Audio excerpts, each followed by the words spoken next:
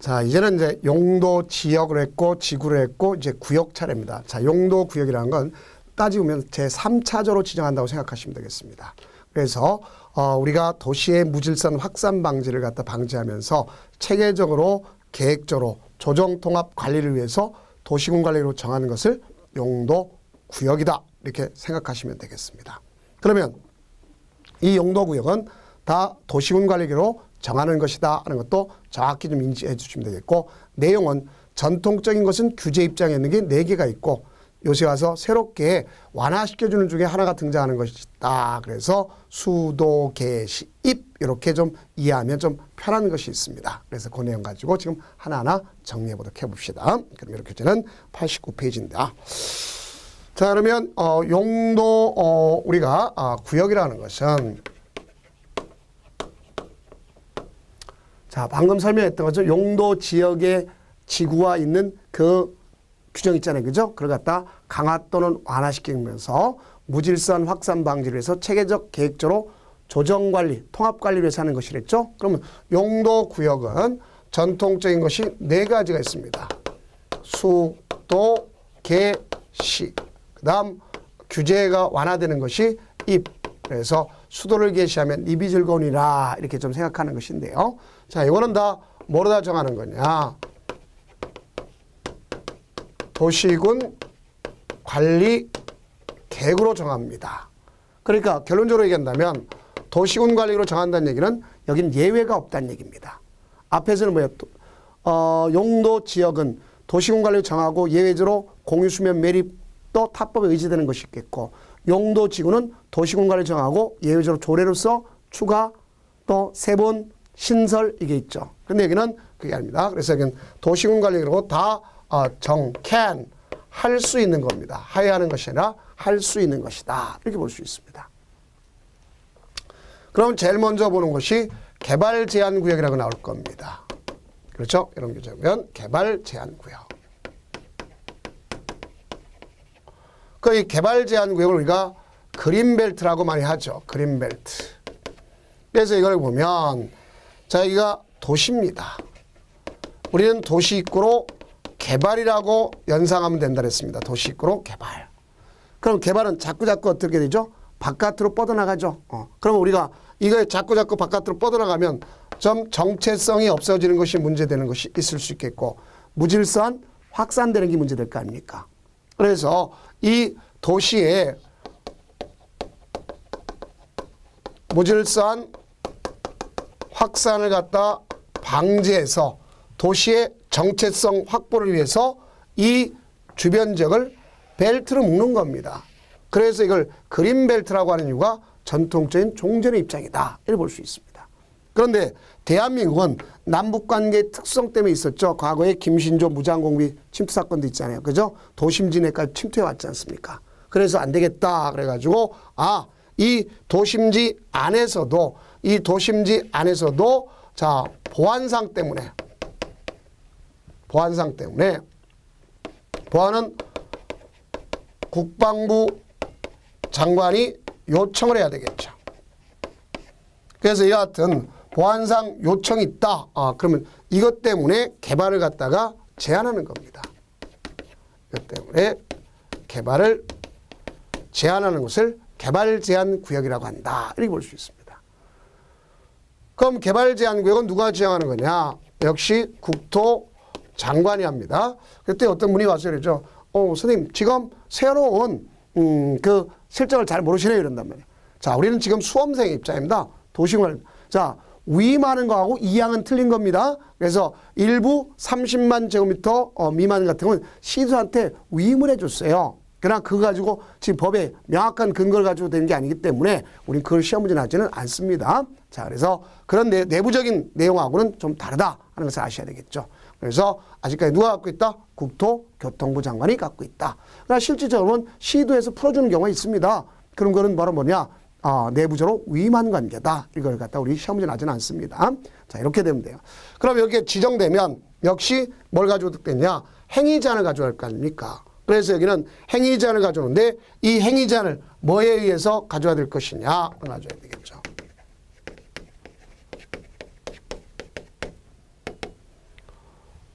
앞서 얘기했던 것처럼 좀 점잖게 얘기하면 개발 제한 구역법에 의한다. 준말입니다.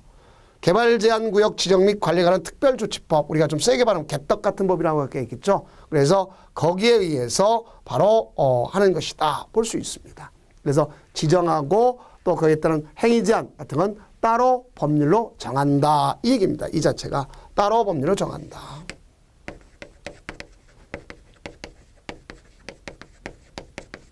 이 내용이 바로 여기 속하는 것이다 하는 것을 이해하시면 되겠습니다. 이게 바로 개발 제한 구역이라는 의미를 아시면 되겠죠. 그래서 이제 여러분 교재도 그런 형태로 다 설명되어 있는 것을 알 수 있겠고요. 다음 이제 도시 자연 공원 구역이라는 것이 있겠죠. 자, 이제 봅시다. 도시 자연 공원 구역.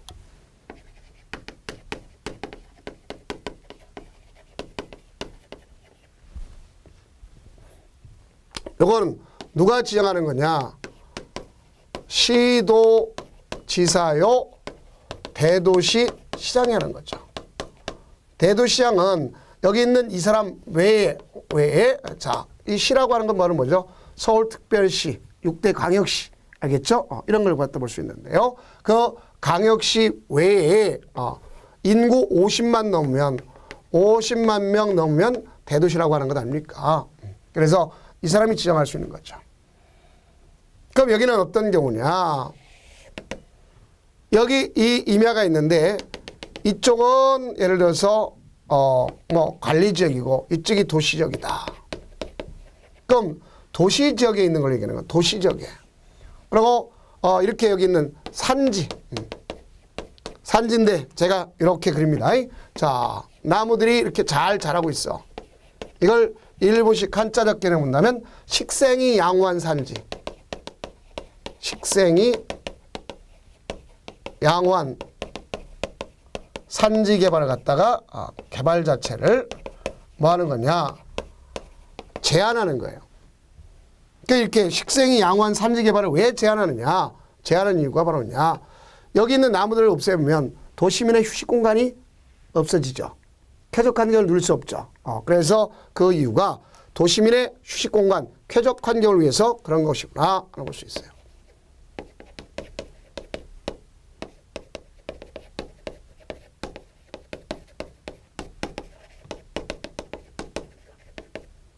자, 도시민의 휴식 공간, 쾌적 환경을 위해서 바로 하는 것이구나 하는 것을 이해하시면 되겠습니다. 그러면 이렇게 해서 개발을 제한하는 걸 도시자연공원구역이고 무슨 지역에서 하는 거다? 도시지역에서 하는 것이구나 하는 것을 알 수가 있습니다. 그럼 여기는 대상이 되지 않는 걸 알 수 있겠죠. 관리지역 같은 경우는. 그러면 이거에 대한 역시 행위 제한. 행위 제한은 공원녹지법이다. 이렇게 줄였습니다. 원래 이것도 따로 법률을 정한다는 얘기죠. 따로 법률을 정한다. 이건 정식 명칭은 그겁니다. 다 안 써도 상관없어요. 도시공원 및 녹지 등에 관한 법률에 따른다. 이렇게 보시면 돼요. 도시공원 및 녹지 등에 관한 법률에 따른다. 이렇게 생각하시면 되겠습니다. 다음은 이제 시가화 조정구역이라는 게 있습니다.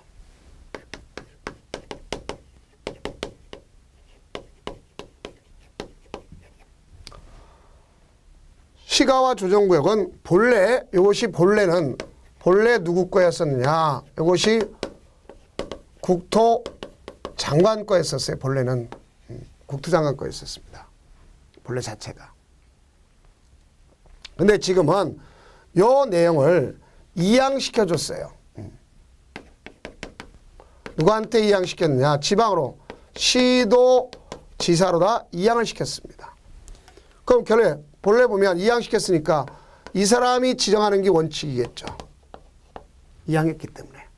그러면 이양하더라도 이양 못하는 것이 있지 않습니까? 이양 못하는 것이 있다면 국가 계획 관련 이양시킬 수 없잖아요. 그럼 결론적으로 국가계획과 관련된 것은 누가 해야 되겠다? 국토장관이 해야 되겠죠. 이게 원칙이 이거고 예외가 국토장관이구나 이렇게 볼 수 있는 거예요. 지정권 자체가. 그러면 시도사는 관계 행정기관장 요청에 의해서 할 수 있겠죠. 자, 그럼 이건 어떤 경우에 해당할 거냐 보면 여기가 도시지역이고 여기에 그 주변 지역이 있을 수 있습니다. 주변 지역.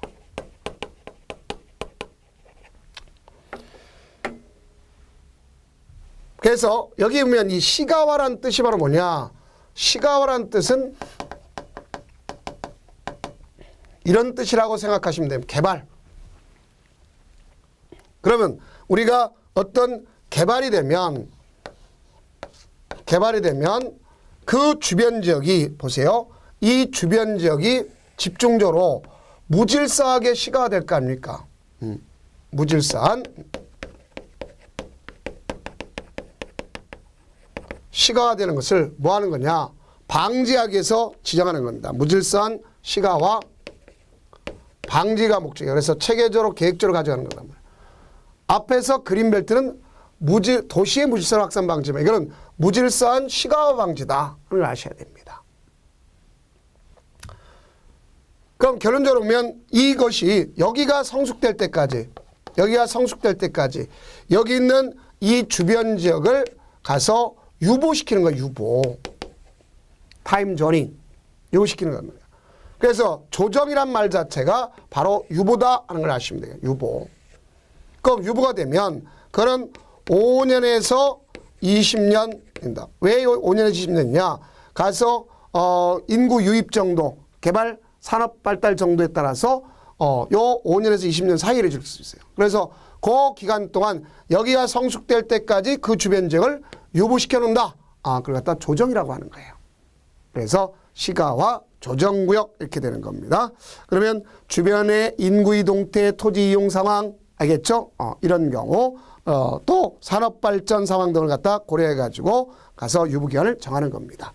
그럼 여기서 5년에서 20년을 정하는데 요 기간이 경과됐다. 5년에서 20년이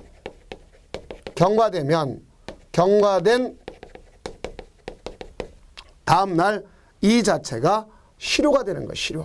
해제가 된다. 이걸 실효락 하는 거예요. 그럼 실효가 되면 그 내용을 고시해야 된다. 그런 얘기죠. 고시. 자, 그럼 실효돼야 고시해야 된다는 소리는 아니고, 자, 고시돼야 실효된다는 소리는 아닙니다. 당연히 효력이 없어지면 실효라래. 그래서 그러면 고시해줘야 된다. 그런 걸 알 수 있습니다.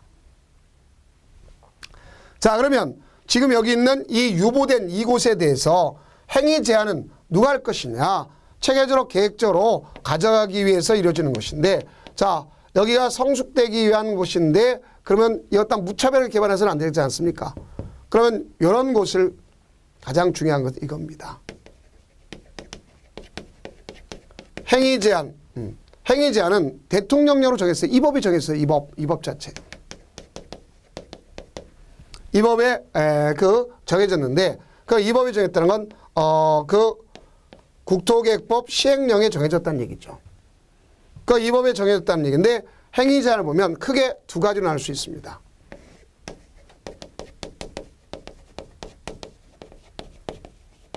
우리가 공적 사업이라고 하는 도시군계획 사업과 그다음 비도시군계획 사업으로 다 나갈 수 있어요. 도시군계획 사업과 비도시군계획 사업으로 마무리 질 수 있단 말입니다. 그 여기 보면 비도시군계획 사업이란 말이 무슨 뜻인가를 잘 아셔야 되겠죠. 그 여기 도시군계획 사업이다. 그럼 이건 사적 개발형이란 말이에요. 그럼 분명히 얘는 여기 지장을 초래하지 말아야 되니까 여기에 의견 들어야 되겠죠. 그 다음 여기에 지장 초래하지 않는 범위 내에서 여기는 허가해 주겠죠. 그러니까 여기 도시군계획을 관장하는 사람이 누굽니까? 최고가 특광자 시장군수죠. 그래서 누구한테 받느냐?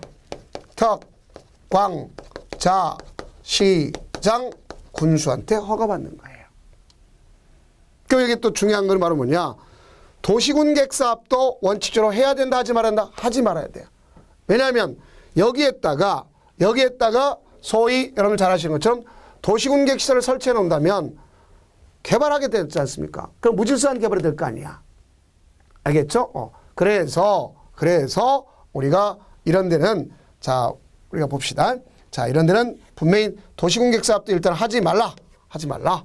그러나 단 국토장관이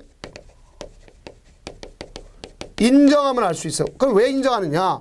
가서 관계중앙행정기관장이 국방상 또 공익상 필요하다고 요청하면 지정 목적에 지장이 없는 범위 내에서 뭐 할 수 있냐면 가서 가져갈 수 있겠죠. 인정하면 할 수 있어요. 이건 허가가 아니라 인정이다 할 수 있어야 돼요.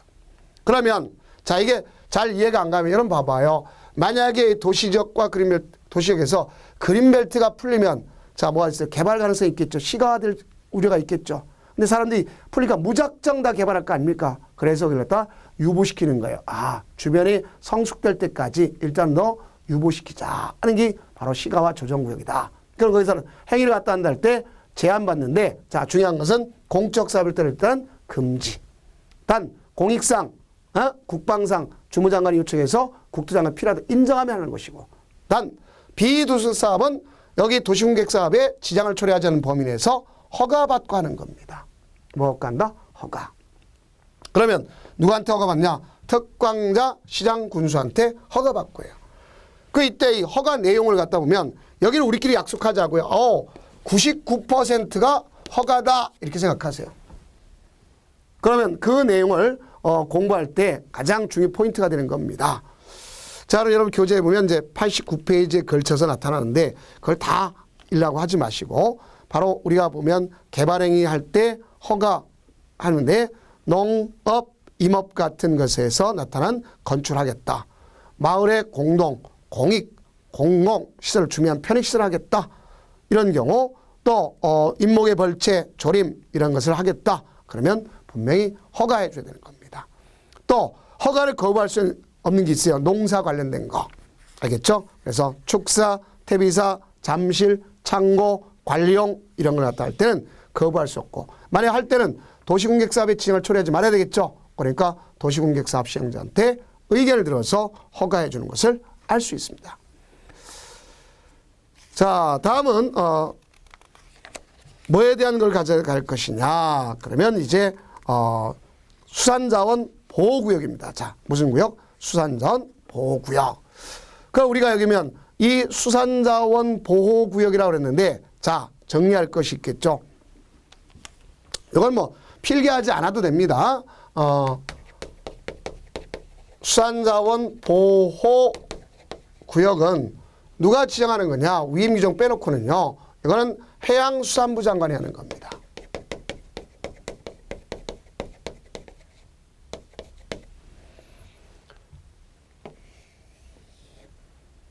여기가 공유수면입니다. 그 공유수면에 있는 수산자원, 말 그대로 수산자원을 갖다 보호할 목적, 수산자원을 보호할 목적으로 여기 있는 이 공유수면 플러스 인접 토지까지를 묶는 거예요. 그래서 앞서 위에 것이 그린벨트라면 얘는 블루벨트. 대한민국 중에서 거제도 같은 곳에 수산자원 보호구역이 참 많습니다.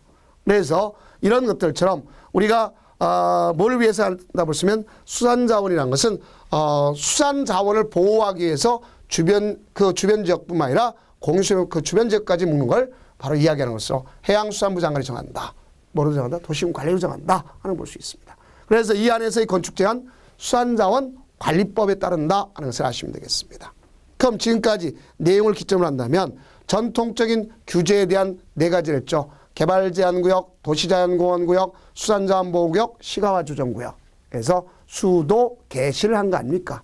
그럼 이와 관련돼서 보면 행위제한은 개발제한구역 따로 정하고 도시자연공원구역 따로 정한다는 거 배웠죠. 그다음에 시가화 조정구역은 대통령령인 여기에 의한다. 그다음 수산자원보호구역 따로 정하는데 수산자원 관리법에 의한다. 이렇게 정리하면 되겠습니다.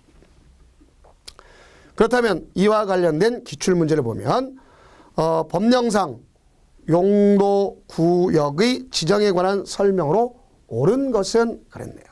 1번 국토장관은 개발제한구역 지정을 도시군 기본, 다 뭐랬어요? 도시군 관리계로 정한다 그랬죠. 틀렸고.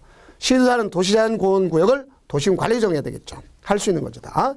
다음 시도자는 도시자연공원구역에 해제되는 구역 중 계획적인 개발이 필요한 지역의 전부터 일부를 지구단위 계획구역으로 도시군 관리로 지정할 수 있다. 맞죠? 도시자연공원구역도 시도자가 하는 겁니다. 거기에 의한 모두 마찬가지 지구단위 계획구역도 시도자가 할 수 있는 거 아닙니까? 당연히 맞는 얘기죠. 그 다음 수산자원보호구역은 누가 해죠? 해양수산부 장관이 도시군 관리계로 정하겠죠. 그 다음 시가와 조정구역은 원칙적으로 시도지사가 하는 거고 국가계획과 관련됐을 땐 국토장관이 도시군 관리로 지정할 수 있는 거죠. 그러니까 틀렸죠. 그래서 맞는 것은 3번 뿐이구나 하는 것을 아시면 되겠습니다. 자, 다음은 이제 뭐에 대한 사항이 나가는 거냐. 지금까지 전통적인 것뿐만 아니라 이제 전통적인 것에 수도 개시를 갖다 지금 했는데 이제 입지 규제 최소 구역과 입지 규제 최소 구역 계획에 대해서 설명하도록 하겠습니다. 자, 전통적인 것 빨리 가져가도록 해봅시다. 여기는 역시 입지 규제 최소 구역입니다. 요 자체가 생겨난 것이 얼마 안 됐습니다. 아직도 사업 시행한 곳은 없어요. 그래서 여러분들 이제 이와 관련된 내용들을 하는데요.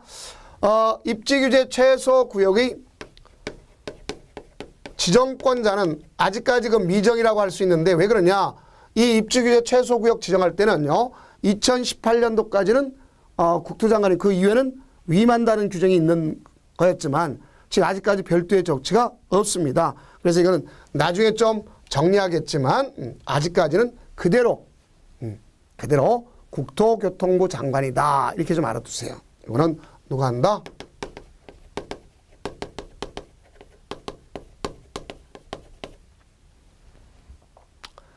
그래서 우리가 시험 시행일 기준점으로 하다 보니까 도중에 바뀌면 언제든지 제가 또 설명해 줄 것이고 거기에 대해서 질문하면 답해 드리겠습니다.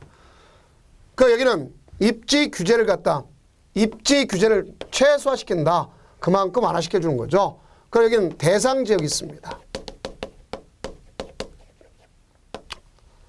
나오면 요게 나올 수 있습니다. 제가 작년에도 이거 나온다는데 안 나왔어요. 거짓말 시킨 첫 사례입니다. 올해도 아마 거짓말 시키지 않는 첫 사례가 남아야 되겠죠. 그렇죠? 그래서 입지 규제 최소 구역의 지정 대상 지역입니다. 그럼 여기는 어떤 곳에 사느냐? 일단은 제일 먼저 그 이유는 국토장관이 도시 지역에서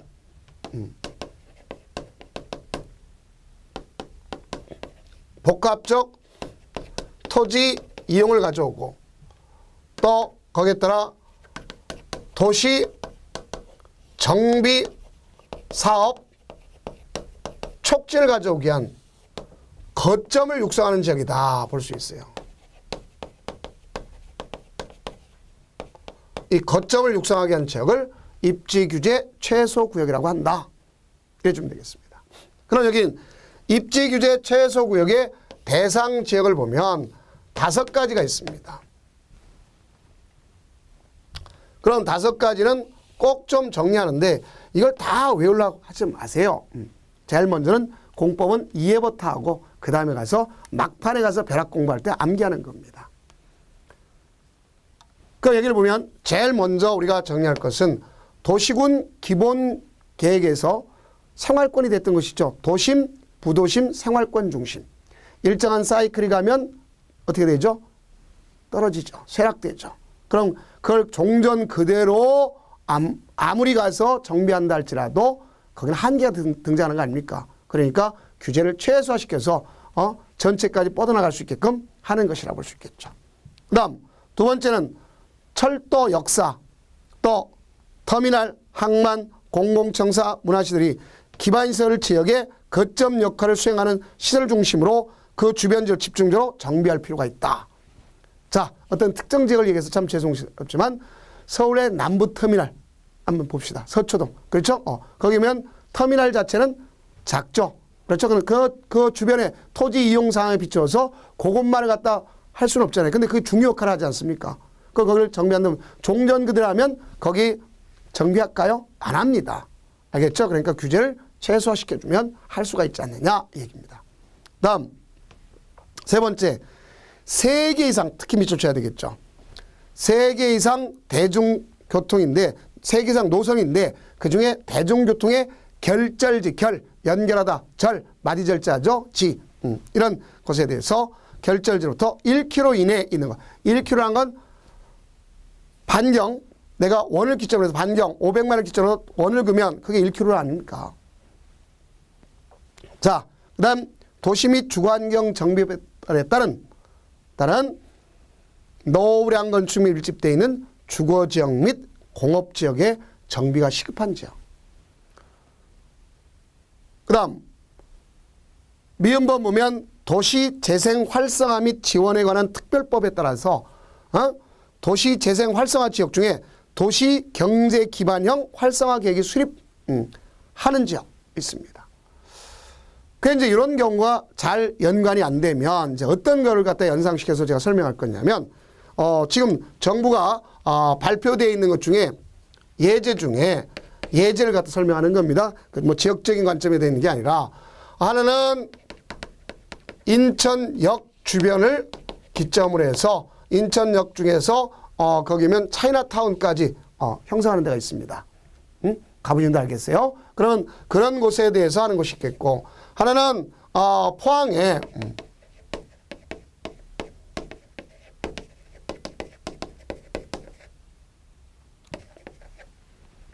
포항이 해도 수변 구역 중심이다 이렇게 볼 수 있습니다. 그러면 만약에 예를 든다면 이런 형태로다 여러분들 연상해 보세요. 꼭 같은 의미의 것이 아니겠지만 제가 빗대어서 설명해 줄게요. 자, 여기가 동해입니다. 여기가 내항이야. 그럼 여기가 이렇게 도로가 있습니다. 그 여기가 요걸 갖다 우리가 이제 수변이라고 그러죠. 수변. 주요 수계. 그 내항인데 자, 여기가 죽도 시장입니다. 상권이 형성화되겠죠.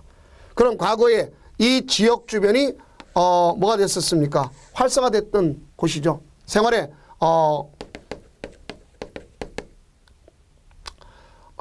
생활 중심이었지 않습니까? 이 자체가. 그 여기는 상가도 있고 주택가도 있겠고, 그렇죠? 학교도 있겠고 문화재도 있을 거 아닙니까?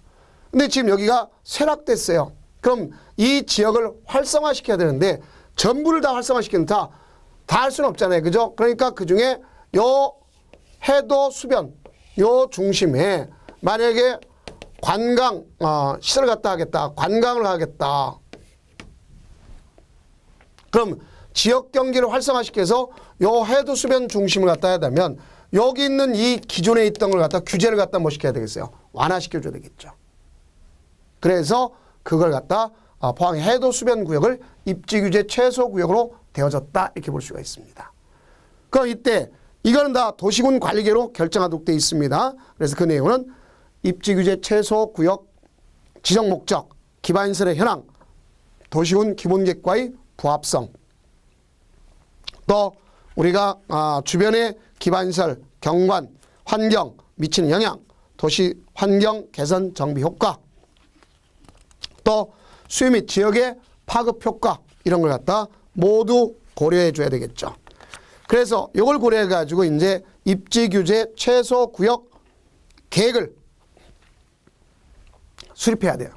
그럼 입지 규제 최소 구역이나 입지 규제 최소 구역 계획이나 똑같이 국토장관이 하는 겁니다. 그러면 거기에 따라서 입지 최소 구역 계획 내외는 건축물의 용도, 종류, 규모.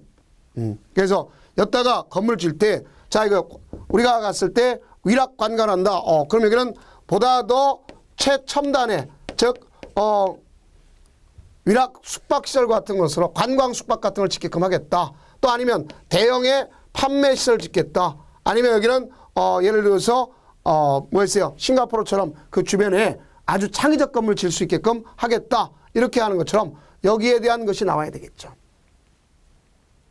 건축물의 건폐율 높이, 또 지구단위 계획, 또 특례 규정, 완화 규정 이런 걸 할 겁니다.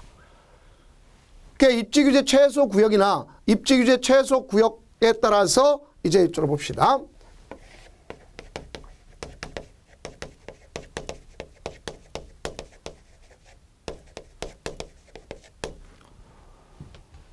요것이 수립돼야 되는 겁니다. 이거 수립돼요. 그러니까 여기는 입지규제 최소 구역이나 입지규제 최소 구역 계획 둘 다 국토장관이 뭐로 정하는 거냐? 도시군 관리 계획으로 정하는 겁니다. 도시군 관리 계획으로. 그런데 이 중에서 뭐가 있느냐? 입지규제 최소 구역에 따라서 그 도시군 관리 계획을 갖다가 내용을 변경할 수도 있어요. 어떤 경우냐? 가가지고면 이 변경하는데 요 국토장관이 하는 걸 갖다가 요걸 갖다가 변경하겠다. 그래서 면적의 10% 규모, 그러니까 건폐율 용적률 20% 범위 내에서 가져간다면 요걸 누가 변경할 수 있도록 하는 거냐? 시도지사가 변경할 수 있게끔 해주는 겁니다. 누가 변경할 수 있게끔 해준다? 시도지사가. 이렇게 볼 수 있어요. 그럼 이와 같은 도시군 관리계획으로 할 때는요, 반드시 뭐하냐? 협의가 들어가야 되겠죠. 그럼 협의는 다른 데보다 빨리 합니다. 그래서 근무일수 기준, 근무일수 10일 이렇게 되어 있음을 알 수 있습니다.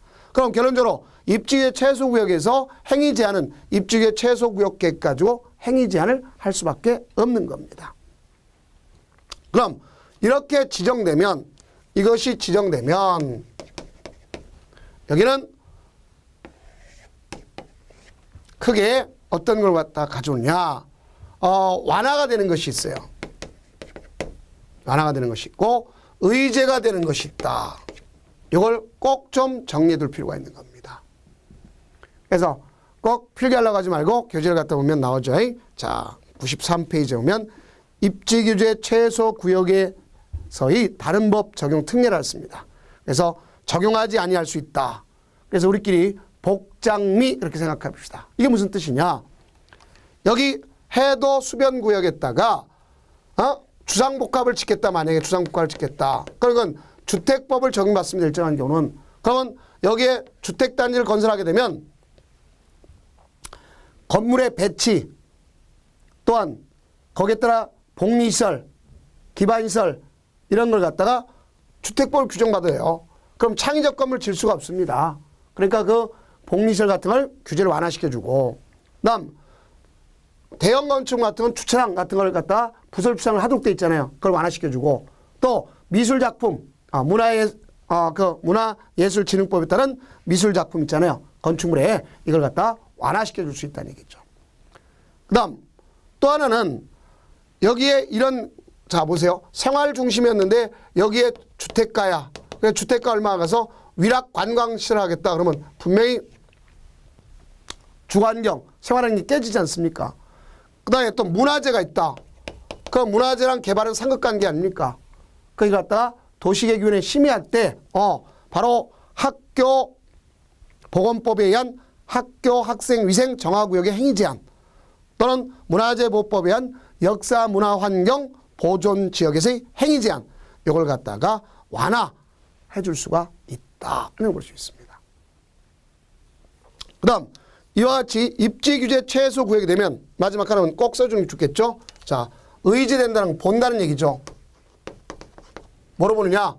특별건축구역, 건축법상 특별건축구역으로 본다. 소위 우리가 조심할 게 지정하는 게 아니라 특별건축구역이 된 거로 본다 하는 것을 꼭 인식하면 되겠습니다.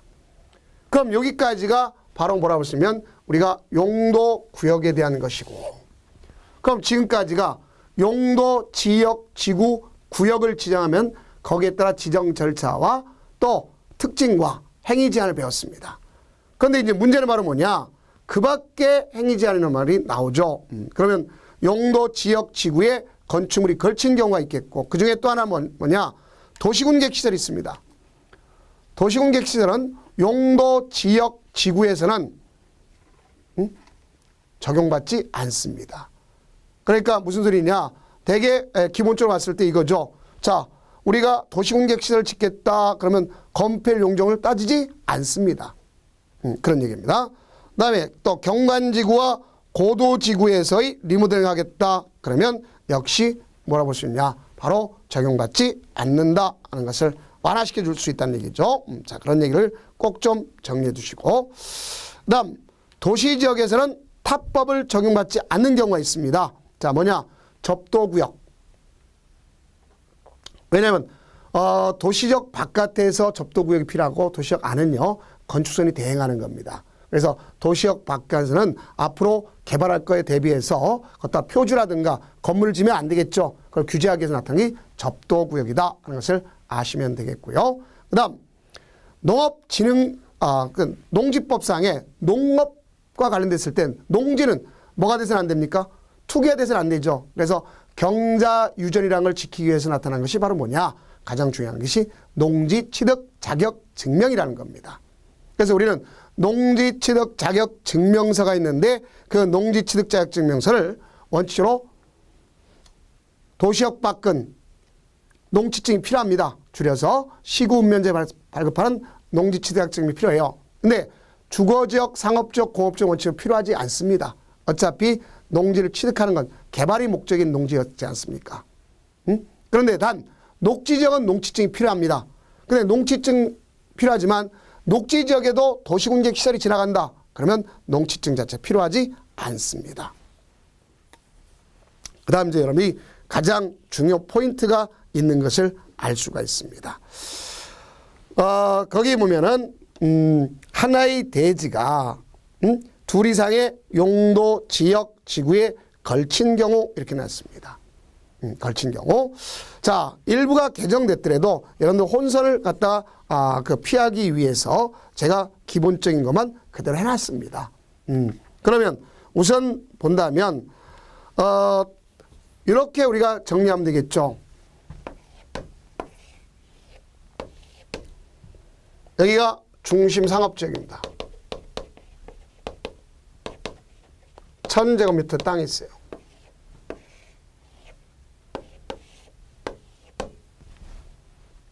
여기가 자연녹지지역입니다. 1000제곱미터 땅이 있습니다. 그 다음 여기는 이렇게 걸쳐 있는데요. 자, 여기는 중심상업지역이고 여기는 준주거지역이더라. 이것이 근데 얼마냐? 1000제곱미터다. 이렇게 봅시다. 여기다가 건물 짓겠다. 그러면 여기 보세요. 여기다가 건물 지면 여기는 건축물의 종류는 어디 걸 줘야 되겠죠? 중심상업지역 걸 질 거 아닙니까? 그렇죠? 중심상업지역. 그 다음에 건폐율 용적률. 자, 최대 짓는다면, 허용한다면 여기는 90%의 건폐율 짓겠죠. 용적률은 1500%까지 질 수 있는 거 아닙니까? 여기도 건축물의 종류는 자, 자연 녹지 지역의 걸 질 수 있는 거 아닙니까?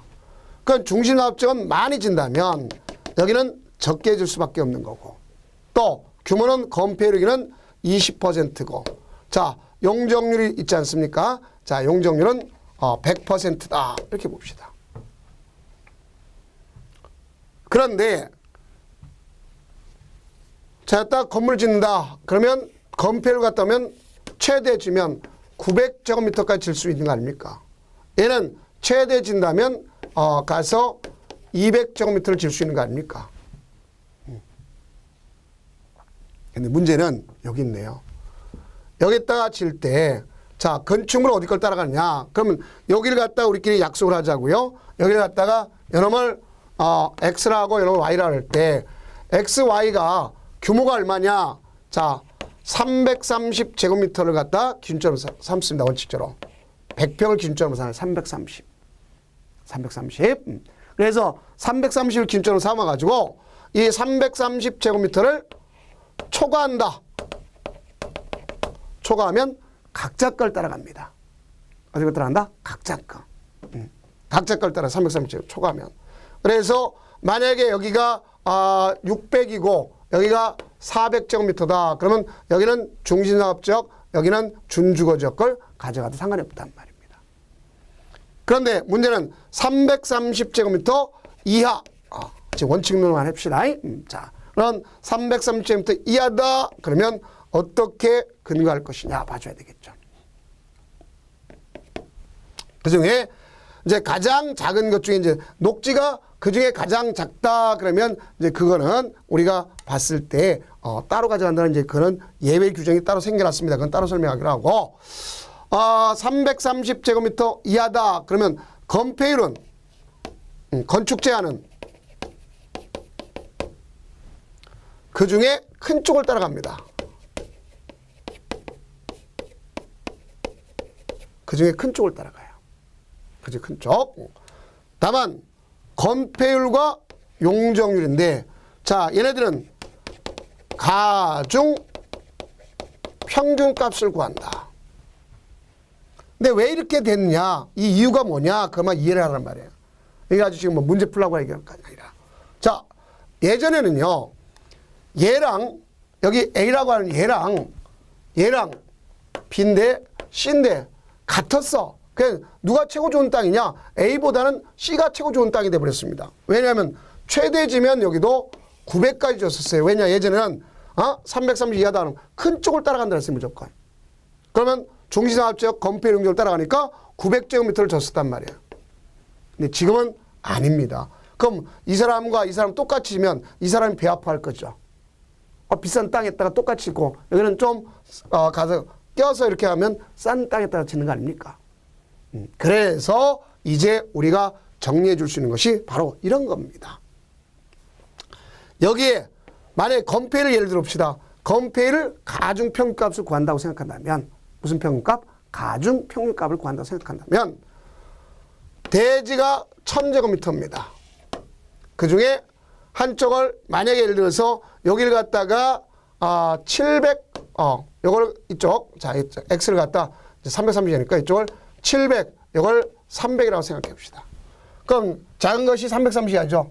그러면 700 곱하기 건폐율이 여기는 90이니까 0.9 플러스 자 300 곱하기 준주거니까 0.7 왜 70%니까 그러면 37이 21 79 63 그러면 자 84%가 나오죠. 그럼 여기는 요것 따라 1000에다가 이 가중평가 아닙니까? 이게 건폐율용적인데. 그럼 걷다 주면 840을 짓는 거 아닙니까? 그럼 여기 A와 C가 같아 틀려? 틀리죠. 이렇게 짓도록 개정된 근본 이유였다 볼 수 있습니다. 그 다음에 이제 뭐냐 녹지 지역이 가장 작은 경우하고 녹지 지역이 아닌 경우에 차이점이 있습니다. 그건 이제 여기서 설명할 것이 아니고요. 자 문제 풀면서 그 자체를 설명하도록 하겠습니다. 자 그렇다면 이제 요거에 예외가 있어요. 330의 예외가 뭐냐 도로변의 띠 모양으로 상업지역에 걸쳤다. 그러면 도로변의 띠 모양 상업지역에 걸쳤으면 660을 기점으로 합니다. 200평을 기점으로. 그만큼 효율적으로 가져가기 싫었습니다. 그 다음 하나는 또 뭐가 있냐 예외가 있습니다.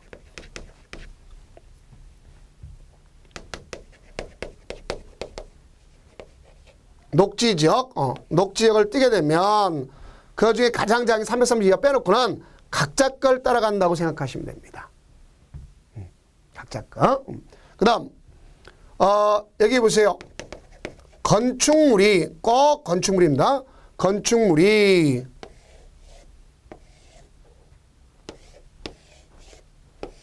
여기 1000제곱미터인데 자 여기 보니까 이 건축물이 있어요. 이 건축물이.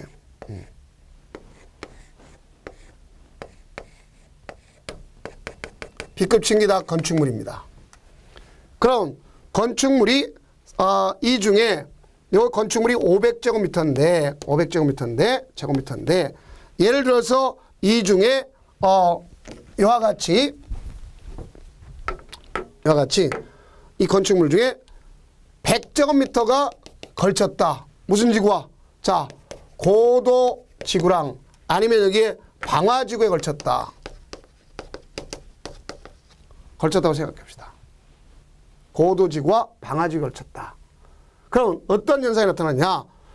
여기는 이 대지가 1000이라 다 똑같이 하면 여기 대지 1000과 이건 다 1000입니다. 대지 면적 1000제곱미터. 그러면 여기 경우는 위에 거는 A 경우는 대지 1000제곱미터와 건축물 500제곱미터가 다 고도지구를 적용받습니다. 그런데 여기는 땅은요. 대지는 이쪽은 B의 경우는 대지는 적용받지 않습니다. 왜? 방화지구는 화재의 방이야. 건물에만 불이 난단 말이야. 그러면 단 건축물은 500인데 100이 걸쳤어도 500제곱미터가 다 방화지구가 적용받아. 그럼 건축비도 엄청 비쌀 거 아닙니까? 그래서요. 경계가 지나가는 곳에다가 방화벽을 구획한다. 방화벽을 구획하면 각각껏 적용받는다. 이래 주시면 되겠습니다. 이것이 바로 우리한테 필요한 내용이구나. 그런 것을 아시면 되겠습니다. 그래서 그런 의미적인 걸 꼭 이해해 두시면 되겠습니다. 거기 있는 내용들을 보면 그 내용을 설명하는 것이고, 자, 문제를 볼지라도 문제하고서 이제 이 강의적 개념이 있는 걸 맞춰버리면 되는데요. 자, 거기 보면 분명히 나왔죠. 자, 뭘 갖다 놓으면 문제에 A씨의 갑이 소유하고 있는 1000제곱미터의 대지는 1종의 일반주의 800이고 그 다음에 2종의 일반주의 200을 쳤다. 그러면 최대 연면적이 1200이다. 그건 가서 그 제1종의 일반 주거지역의 용적률은 그랬습니다. 자, 그럼 여기는 분명히 조심할 건 이거 아닙니까?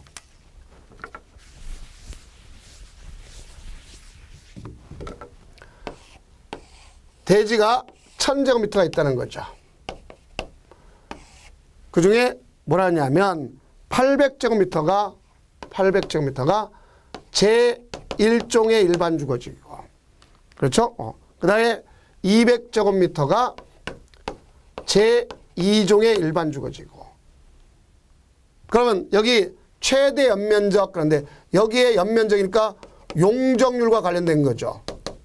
그렇죠? 대지 면적이 1000인데, 자, 여기 보세요. 뭐라고 나왔냐? 최대 연면적이 1200이라고 했습니다. 얼마 했어요? 1200. 그건 1200이잖아요. 최대 연면적이. 그럼 여기 용적률이 가중평균값 한 용적률 자체가 얼마냐? 결국 우리가 갔을 때 가서 보면은 기본적으로 얼마가 되겠습니까? 가서 1200 때문에 적용 용적률은 얼마가 되겠어요? 120이 되겠죠. 120. 120%. 그렇죠? 120%입니다. 그럼 거기 보니까 이렇게 됐고, 그럼 거기 보니까 다만 조례상 제1종의 일반 주거지역의 용적률이 얼마랬습니까? 200이랬잖아요. 그렇죠? 그러면 제2종의, 그렇죠? 자, 요게 용적률이 200이랬어요. 200%. 그러면 자, 여기 보세요. 여기는 결론적으로 보면 200제곱미터 곱하기 2배 하면 400제곱미터 나온 겁니까? 최대 연면적이 400. 그렇죠? 그럼 400제곱미터 나온 거 아닙니까? 그럼 여기는 이쪽은 최대 연면적이 얼마 나오는 거예요? 800이 나와야 되겠죠. 그렇죠? 800이 나와야죠. 왜? 여기 보니까 얼마나 했어요? 1200이잖아요. 그러면 자, 1200 마이너스 400 하면 여기는 800이 나와야 되겠죠. 그럼 800이 나오면 결론적으로 뭐가 되겠어요? 가서 여기에 나타나 있는 용적률이 얼마냐? 그러면 이쪽의 용적률이 얼마냐? 자, 800이 나오니까 100%가 되는 것 아닙니까? 800에 800이니까 그렇죠? 100이지 않습니까? 그래서 이렇게 나올 수도 있다 하는 것을 아시면 되겠습니다. 자, 그렇다면 우리가 정리해 줄 때 가장 중요한 게 이거는 제일 먼저 할 것이 바로 뭐냐? 가중평균값이 있는 걸 알 수 있고 최대 연면적 하면 그는 곧 뭐와 관련됐다? 용적률. 알겠죠? 용적률과 관련돼 있다. 그러면 되겠죠. 그래서 그걸 갖다 꼭 정리해 주면 되겠고 330 이하면 가중평균값을 구한다는 것. 이게 가장 핵심 포인트다 하는 것을 알 수 있어요. 그럼 지금까지가 용도, 지역, 지구, 구역을 갖다 지정할 때 거기서 나타난 행위 제한까지 낳고 걸친 경우에 대해서 이야기했습니다. 그럼 이제 다음 강좌는 이제 사업, 공적 사업, 알겠죠? 그래서 사업에 대한 내용을 나가도록 하겠습니다. 고생 많으셨습니다.